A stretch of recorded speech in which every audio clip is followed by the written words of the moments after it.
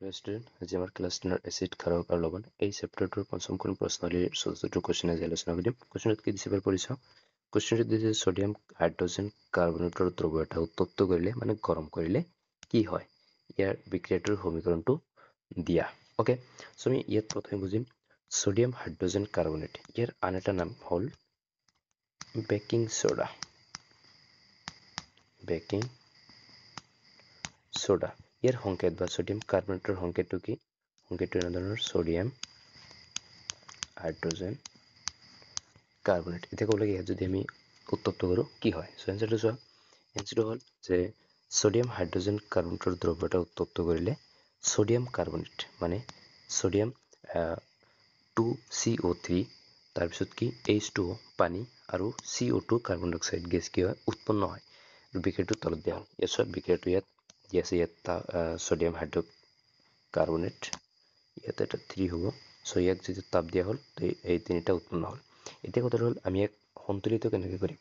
চ' সন্তুলিত কৰাৰ কাৰণে আমি কি জানো, প্ৰথমে কি কৰিব লাগে, যি ধাতু থাকে তাক সন্তুলিত কৰিব লাগে। চ' ইয়াত ধাতু কি আছে?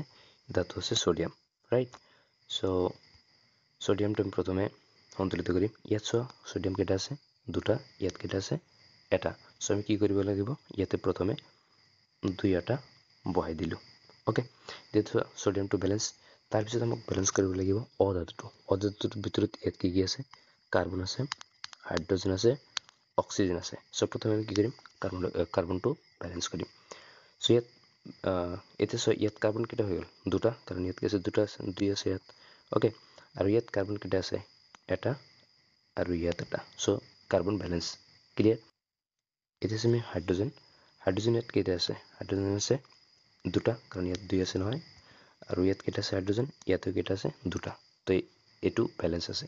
এতিয়া বেলেঞ্চ কৰিম অক্সিজেন। চ' অক্সিজেন কেইটা আছে?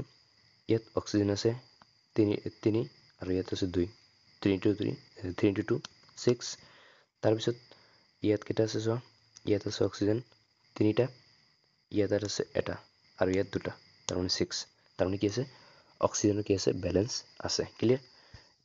চ' এইটো হ'ল এনচাৰ, তোমালোকে লিখি লোৱা। ঠিক আছে, থেংক ইউ।